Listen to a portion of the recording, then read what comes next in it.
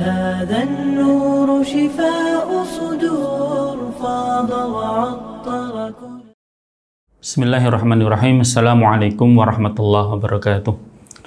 Alhamdulillahirabbil alamin wassalatu wassalamu ala asyrofil anbiya wal mursalin wa ala alihi wa sahbihi ajma'in, amma ba'du. Ikhwan akhwatiddin rasyadakumullah.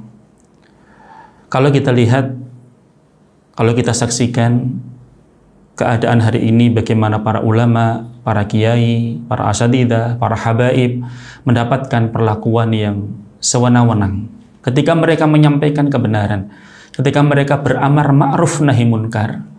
Maka ketahuilah bahwa para nabi yang telah diutus oleh Allah Subhanahu wa taala, sejatinya mereka juga pernah mendapatkan perlakuan yang seperti itu, bahkan lebih berat dari apa yang mereka rasakan hari ini. Nabi Ibrahim alaihissalam karena berpegang teguh dengan keyakinannya, dengan ketauhidannya, tidak mau berbuat syirik kepada Allah Subhanahu wa taala, beliau harus siap dilemparkan ke dalam api.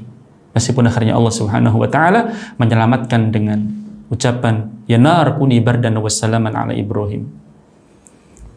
Nabi Musa alaihissalam dikejar-kejar sama Firaun. Nabi Zakaria disembelih, dibunuh.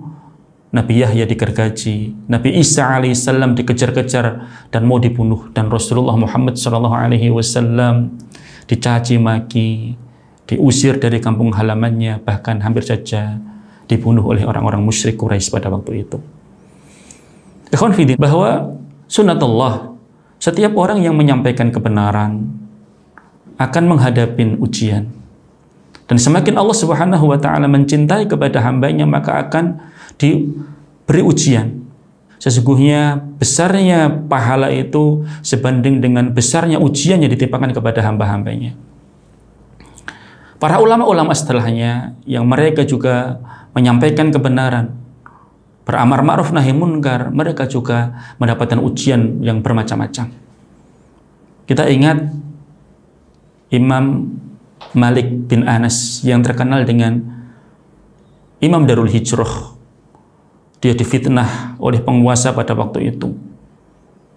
Beliau dilepas bajunya, dicambuk 70 kali, ditarik tangannya sampai sendi bahunya terlepas dan kedua tangannya terkulai lemas, tidak bisa digerakkan. Bahkan akhirnya beliau pingsan, tidak sadarkan diri. Imam Ahmad bin Hanbal yang terkenal dengan Imam Ahlus Sunnah wal Jamaah karena ketegasan beliau yang mengatakan Al-Quran kalamullah bukan makhluk, disiksa dengan berbagai macam siksaan, dicambuk 80 kali, di mana cambukan tersebut disebutkan oleh salah satu al-gujunya, kalau seandainya cambukan itu ditimpakan kepada seekor unta, maka unta itu akan mati. Tapi Allah Subhanahu wa taala memberikan kekuatan kepada Imam Ahmad bin Hanbal sehingga mampu menghadapi ujian yang seperti itu. Imam Al-Buwaiti, beliau adalah muridnya Imam Syafi'i.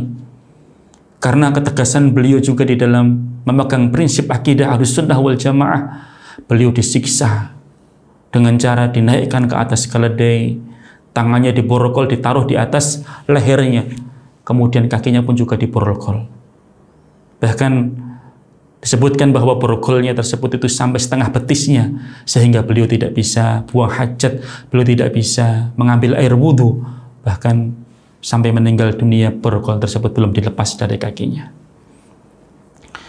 Begitu juga Syekhul Islam Ibnu Taimiyah, mujtahid mutlaq yang ahli dalam berbagai macam ilmu pengetahuan, seorang alim, ulama pada waktu itu. Beliau tidak diperbolehkan untuk berfatwa, dijauhkan dari pena, dijauhkan dari kertas, sehingga beliau menulis dengan arang. Ketika itulah, ketika menghadapi berbagai macam siksaan, beliau tantang musuh-musuhnya dengan mengatakan, ma yaf'alu bi'a'dai, apa yang dikerjakan oleh musuh-musuhku. Inna qatli syahadah, sesungguhnya kalau mereka membunuhku itu adalah syahid. Inna sijni khalwah, kalau mereka memenjaraku itu berarti mereka memberikan kesempatan kepadaku untuk khalwah, untuk menyendiri dengan Allah Subhanahu wa taala. Inna nafyi Siyahah sesungguhnya kalau mereka mengusirku, maka itu adalah siyahahku, rekreasiku. Ikhwan fillah asyarakumullah, itulah ketegasan mereka, keistiqomahan mereka di dalam memegang dinul Islam, di dalam memegang prinsip Ahlus Sunnah wal Jamaah, meskipun mereka harus menghadapi berbagai macam ujian dan cobaan seperti itu. Keyakinan mereka sebagaimana disebutkan oleh Imam Ahmad bin Hanbal, bahwa menyampaikan kebenaran, menyampaikan sesuatu yang berat untuk disampaikan apalagi kepada para penguasa, Imam Ahmad bin Hanbal mengatakan, la yuqarribu min ajalin wa la yuba'idu min rizkin, bahwa hal itu tidak akan mendekatkan kepada ajal dan juga tidak akan mengurangi rizki mereka. Ajal sudah ditentukan, rizki Allah Subhanahu wa ta'ala juga sudah ditentukan kepada hambanya. Dengan kita istiqamah, dengan kita beramar ma'ruf nahi munkar, maka jangan khawatir kalau kemudian Allah akan menjauhkan kita dari rizki dan Allah akan mencabut nyawa kita dengan segera. Ikhwan, akhwat fillah asyarakumullah, ujian-ujian yang menimpa para ulama, para nabi, menjadi ibrah bagi kita, pelajaran bagi kita, agar kita tetap beristiqamah di atas siratal mustaqim, siratal ladzina an'ama Allahu minan nabiyyina wasiddiqina wasyuhada wassalihin. Tetap berpegang teguh dengan kebenaran, jalan yang ditempuh oleh para nabi, para siddiqin dan para syuhada, sehingga nanti kita pun akan dipertemukan oleh Allah Subhanahu wa ta'ala bersama dengan mereka di jannah nanti. Barakallahu fikum. Assalamualaikum warahmatullahi wabarakatuh. هذا النور شفاء صدور فاض وعطر كل